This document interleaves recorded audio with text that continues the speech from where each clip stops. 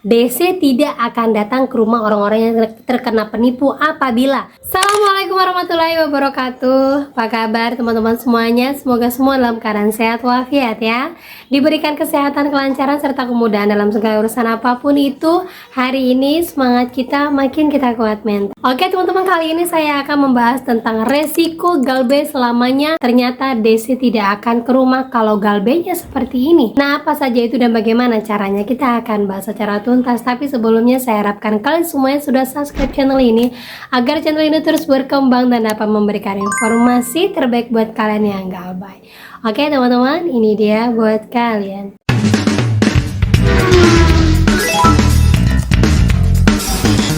Oke teman-teman, sebelumnya saya mau bahas dulu ya, ada seorang teman yang kirim ke saya, Mbak, saya dapat limit baru nih dari EasyCash, tapi saya suruh klik kalau mau mengamankan limit saya di link yang mereka bagikan.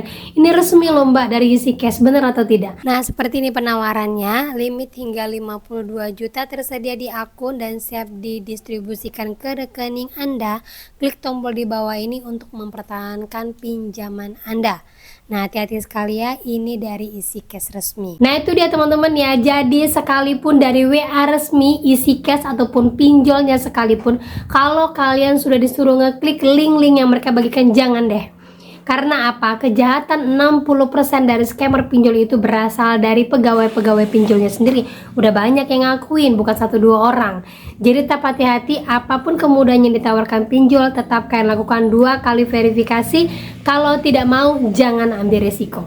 Gitu ya. Dan lanjut lagi teman-teman. Jadi di sini ada informasi yang mengatakan bahwa Mbak, sekarang DC pinjol itu udah pintar loh Mbak. Mereka menyamar jadi petugas BPJS, datang ke RT RW mengatakan bahwa kita ada tunggakan BPJS, tapi ujung-ujungnya menagih pinjol. Oh iya Kak, sekarang FC katanya nyamar jadi petugas BPJS. Temanku ngalamin ini. FC nemuin Pak RT di alamat KTP teman, terus tanya nomor HP teman gitu buat konfirmasi BPJS. Karena BPJS-nya nunggak katanya dan tanya kejelasan terkait pekerjaan. Katanya temennya feelingnya kalau itu FC Indodana. Ada-ada aja Kak akal-akalan DC. Nah, ini benar sekali ya, bukan 1-2 orang yang udah kedapatan dari akal-akalan DC seperti ini. Nah, itu dia teman-teman ya. Jadi bukan hanya menyamar sebagai petugas BPJS, mulai dari Gojek, mulai dari orang perbankan, mulai dari saudaranya yang katanya datang, itu semua adalah ulah-ulah dari para DC. Jadi ingat, kalau kita udah galbay, kalau ada orang yang ngaku-ngaku saudara kita, ngaku-ngaku mau mencari kita segala macam, udah abaikan saja. Karena ujung-ujungnya pasti dia akan menagih pinjol. Bahkan ada seorang teman yang mengatakan bahwa rumahnya datangin orang gak dikenal, hanya pura-pura untuk nanya bener nggak ini rumahnya si ini, kemudian dia tinggalnya di sini. Ternyata nggak berapa lama ada DC yang datang ke rumahnya. Jadi orang ini emang dibayar sama DC-nya untuk memastikan rumah kita di situ. Nah, itu ada kejadiannya. Jadi kalau kalian galbay, ingat saja, resiko yang seperti ini pasti akan terus ada. Kita tidak bisa menghindar, kita tidak juga bisa menolak. Jadi hadapi dan terima saja. Karena apa? Kalau kita terbiasa menghadapinya seperti ini, resiko besar ke depan apapun yang terjadi kita sudah siap. Gitu ya. Sama halnya seperti pertanyaan seorang teman yang udah kayaknya udah butek buntu sekali rasanya dengan pinjol ini, mengatakan, Mbak, kalau seandainya saya galbay selamanya, apa resikonya? Bagaimana caranya biar DC enggak datang ke tempat kita, dan bagaimana biar kita nggak jadi prioritasnya dia? Mohon maaf, mau nanya, kalau semisal galbay selamanya di aplikasi semua pinjol yang legal itu bagaimana ya? Apakah boleh dan apa resikonya paling berat? Soalnya udah nggak sanggup bayar buat talang dananya dikarenakan data saya dipakai saudara yang sekarang kabur dan nggak mau bayarin tagihannya lagi atas namaku. Nah, itu dia teman-teman ya, galbay tertinggi resikonya paling parah adalah masuk ke dalam slik OJK. Kemudian tidak bisa pinjam. Kalau udah masuk ke dalam slik OJK, biasanya nggak bisa pinjam perbankan, nggak bisa nyicil mobil ataupun motor, ataupun mau KPR rumah, dan kadang-kadang juga nggak keterima kerja. Nah, tetapi kesemua ini masih bisa diakal-akalin, apalagi sekarang OJK sudah merombak. Ya, isi dari slik OJK mengatakan bahwa hanya hutang di atas dari 1 juta yang boleh masuk ke dalam slik OJK, selebihnya tidak bisa. Ini untuk efek perputaran ekonomi. Kemudian kalau untuk mobil KPR rumah bisa. Sekarang mana sih orang-orang yang tidak mau jualan mereka laku, bahkan terpampang jelas yang BI checkingnya rusak, bisa kami bantu. Jadi jangan kepikiran dengan bunga yang akan terus berjalan, denda yang akan terus berjalan, semuanya bisa diminimalisir. Yang penting kalian kuat mental saja selama galbay dan fokus. Saya kerja, saya akan perbaiki semuanya. Dan bagaimana caranya biar Desi tidak otomatis datang ke tempat kita selama kita galbay? Kan itu yang kita pentingkan kan? Bagaimana caranya biar saya ini mau galbay selamanya lah, saya nggak mau Desi datang. Yang pertama yang perlu kita pahami adalah kita tidak bisa menolak yang mana Desi akan datang ke rumah kita, karena itu resiko. Tetapi yang perlu kita pahami, Desi itu tidak akan pernah datang ke rumah orang-orang yang galbaynya cuma 100-200 ribu saja. Apalagi rumahnya di pedesaan.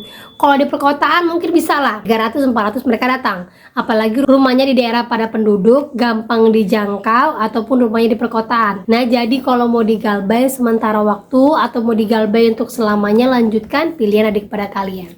Lanjut lagi, Desi itu juga tidak akan datang kalau kita itu tidak pernah mau menggubris mereka.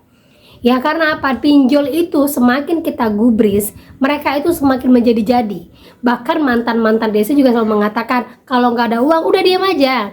Desi itu juga tidak akan merongrong terus-terusan kok. Karena apa? Habis juga waktu mereka, habis juga pulsa mereka, ujung-ujungnya kalian juga nggak akan bayar. Nah itu pesan dari seorang Desi. Jadi kita ikutin saja. Kalau nggak ada uang, kalau ada penawaran diskon, kalau ada katanya ini itu, kalau intinya tidak ada uang, abaikan. Jangan pula kebingungan, Mbak saya ditawarin diskon ini, Mbak katanya kalau bayar sampai 1 jam nanti utang kita lunas. Ini gimana Mbak? Pasti akan saya tanya, ada uangnya? Nggak ada Mbak, ya udah abaikan. Ngapain kalian pusingkan diri sendiri? Ngapain kalian streskan diri kalian? Kalau nggak ada uang, abaikan. Nanti pasti akan datang lagi kok diskonnya. Gitu ya. Terus lagi, kalian itu bukanlah galbay-galbay di pinjol-pinjol besar. Nah kenapa Mbak kalau seandainya galbay di pinjol besar? Karena kalau galbay di pinjol besar, sekalipun di pelosok dia pasti akan datang. Sekalipun nilainya sedikit dia juga akan datang. Karena apa? Mereka si pinjol-pinjolnya mampu membayar Desi dari pihak ketiga. Galbay di pinjol besar itu apa saja Mbak? Yang pertama Kredivo, udah tahu ya. Kemudian Indodana, Aku Laku, Aku Laku, Indosaku, ya, Easy Cash. Kemudian Home Credit dan Tunaiku. Kalau Tunaiku ini oke lah, di luar dari Pulau Jawa tidak ada. Tapi ingat, di luar dari Pulau Jawa pun jarang dari Tunaiku ini mau memberi limit. Karena apa? Mereka mau memberi limit yang mana mereka bisa jangkau. Jadi kalau seandainya Mbak, saya dapat loh limit, saya di wilayah Malang, berarti ada kemungkinan 40% nantinya Desi akan datang, entah dari pihak ketiga atau pinjolnya yang turun, tapi dalam jangka waktu yang lama. Nah itu ya, kalau seandainya kalian galbay di pinjol-pinjol yang saya sebutkan ini terus berharap Desinya nggak datang, saya nggak bisa menjamin. Karena dari dulu saya ngonten sampai sekarang, Desinya itu pasti akan datang. Caranya kuatkan mental kalian. Gitu ya. Kemudian lagi yang terakhir, buat kalian-kalian yang merasa harus bayarkan pinjol akibat penipuan. Ya, DC tidak akan datang ke rumah orang-orang yang terkena penipu apabila kalian segera melaporkannya kepada pinjolnya, kalian lapor kepada OJK, kalian mungkin kalau sempat kalian lapor kepada polisi, kalian punya data itu semua. Rata-rata setelah saya tanyakan semua keadaan mereka, hampir mereka tidak datangi DC, sekalipun ini galbaynya di pinjol Shopee ataupun Kredivo. Hampir ya, bukan berarti tidak ada, tapi hampir sekitar 60% tidak datangi DC. Tetapi dengan ketentuan kalian segera lapor. Walaupun kalian lapor nanti pinjolnya bilang, itu kan kesalahan ibu, kami nggak mau tahu, ibu tetap bayar. Tetapi ketika kalian lapor kepada OJK, kalian punya buktinya, kalian lapor kepada polisi, kalian punya buktinya, dan kalian tunjukkan hal itu kepada pinjol-pinjolnya, rata-rata pinjol-pinjolnya nggak akan menurunkan DC lapangan ke tempat kalian. Nah ini kunci buat kalian-kalian yang galbay akibat penipuan. Tetapi saya tidak bisa memukul rata ya untuk semua ini ya, karena ada sebagian juga yang masih datangin walaupun datangnya itu setelah lama dia galbay dan datangnya itu pun hanya 1 kali saja, sekalipun itu di Kredivo ataupun di Indodana.